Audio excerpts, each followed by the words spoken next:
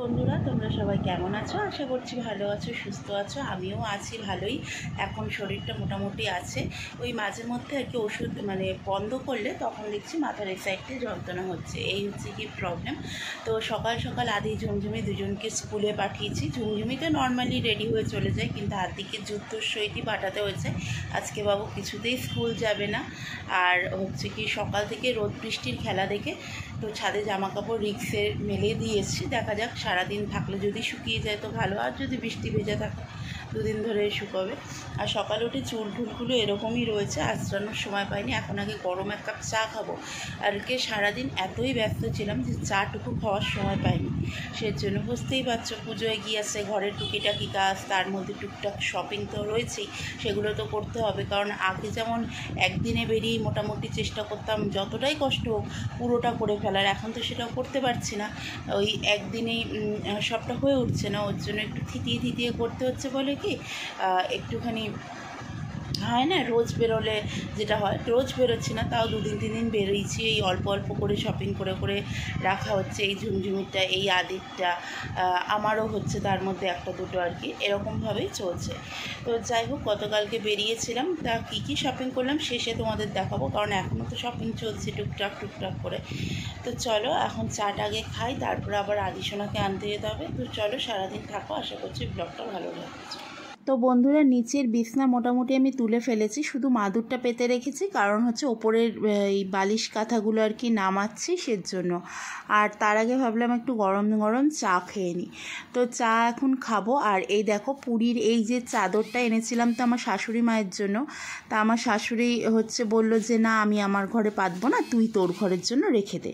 তো উনি বলল বলে আর অনেকবার আমি বলা সত্ত্বেও নিতে চাইলো না, সেজন্য আমি বললাম ঠিক আছে চলো, আমার ঘরে তো প্রচুর চাদর লাগে, তো থাকুক আপাতত, সেজন্য আর কি রয়েছে। তো যাই হোক, এটা আমি মোটামুটি রাত্রেই পেতে শোয়ার চেষ্টা করছি, কারণ চাদরটা আমার বিছনার তুলনায় অনেকটাই ছোট। কারণ আমার ঘরে মোটামুটি 6-7 খাটের চাদর লাগে, সেখানে এটা 5-7 খাটের আর কি চাদর। আর গতকালকে অর্থাৎ রবিবার দিন আমাদের নিমন্ত্রণ ছিল, ওর জন্য কোনো রকম চিকেন টিকেন কিছু আর কি করা হয়নি। তো সেই চিকেনটা এনে রাখা হয়েছিল, সেটা সোমবার করা হয়েছে। আর সাথে রাত্রে আনা হয়েছিল একটু বিরিয়ানি, কারণ ঝুমঝুমি অনেক দিন ধরে একটু বিরিয়ানি খাবো বলে বায়না করছিল। তো সেই জন্য হচ্ছে গিয়ে বিরিয়ানি একটুখানি এক্সট্রা ছিল, সেই জন্য সেই বিরিয়ানিটা গরম করছি।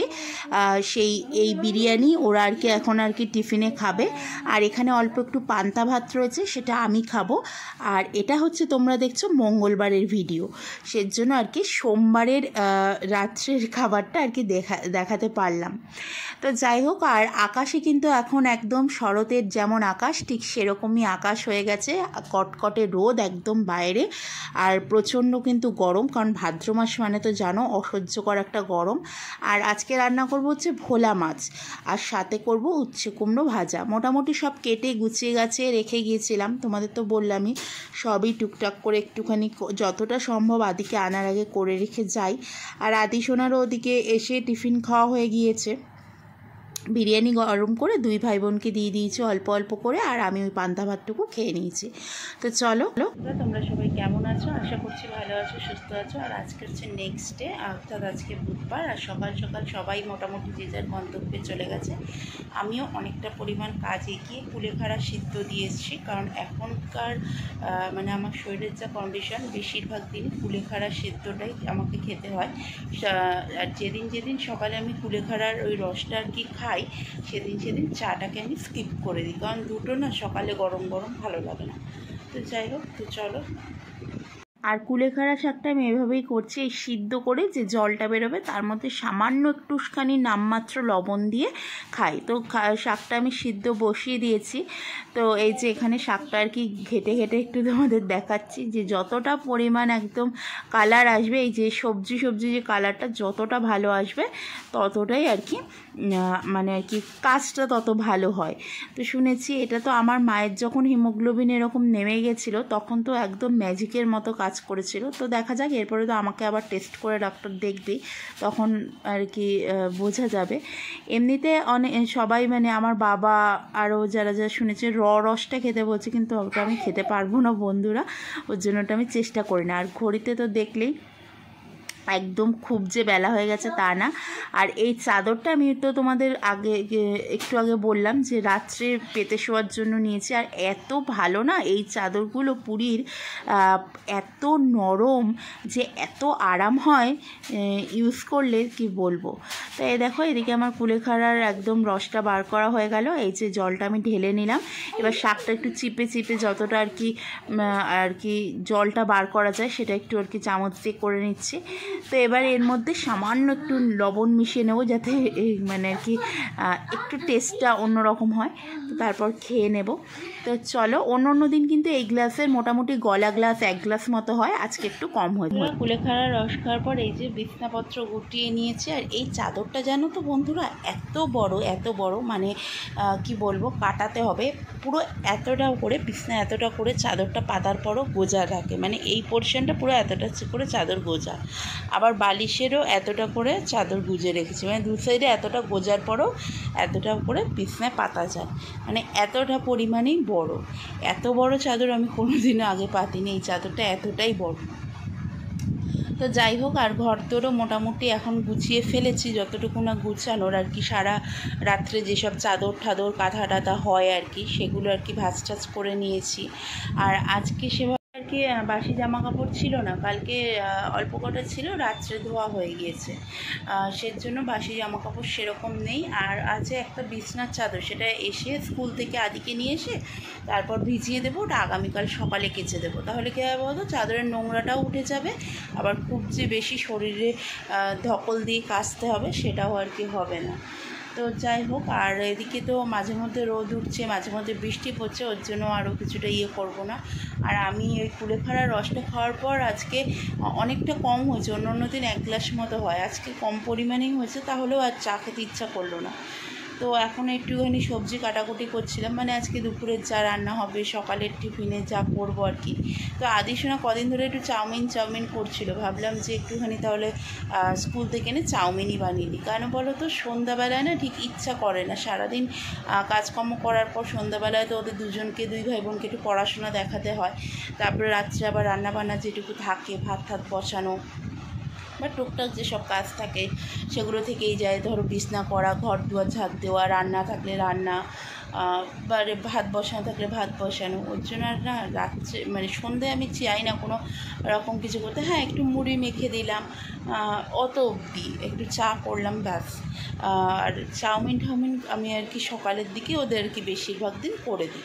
আর শীতকালে তাও এনার্জি থাকে, গরমকালে একদম আমার এনার্জিটা থাকে না, যেটা সত্যি আমি তোমাদের সাথে সেটাই শেয়ার করে দিলাম। এটা বলবো না যে না গরম সন্ধ্যেবেলা আমি এক একদিন এক একটা স্ন্যাক্স বানিয়ে ওদের দিই, সেটা আর কি হয়ে ওঠে না। আর আমি চেষ্টা করি চাউমিনটা আর কি ঘরেই ওদের করে দেওয়ার, ঘরে করলে কি আমি একটু কম পরিমাণ তেল ঠেল দিয়ে করতে পারি। আর বাইরের চাউমিন আনলে কী হবে বলতো, ঝুমঝুমি যেহেতু ভালো খায় না, সেহেতু আদি আর আমাকেই বেশিরভাগ মানে খেয়ে শেষ করতে হয় ওর জন্য। আর ঘরে বানালে তাও ঝুমঝুমি একটু খেতে চায়, এই হচ্ছে গিয়ে আসল ব্যাপার। আর আজকে রান্না করবো হচ্ছে ডিম, সাথে একটু সয়াবিন দেবো, কারণ সয়াবিন দিয়ে ডিম খেতে আমার 2 ছেলে মেয়ে ভীষণ ভালোবাসে।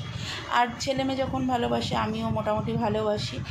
আর এবছর এখনও অবধি সেভাবে পুজোর কোনো রকম কাজকর্মে হাত দিইনি, মানে এই ঘর দুয়ার ঝাড়া বলো, পয় পরিষ্কার করা বা পর্দা ঠর্দা কাচা, এগুলো এখন অবধি কিছু করে উঠতে পারিনি।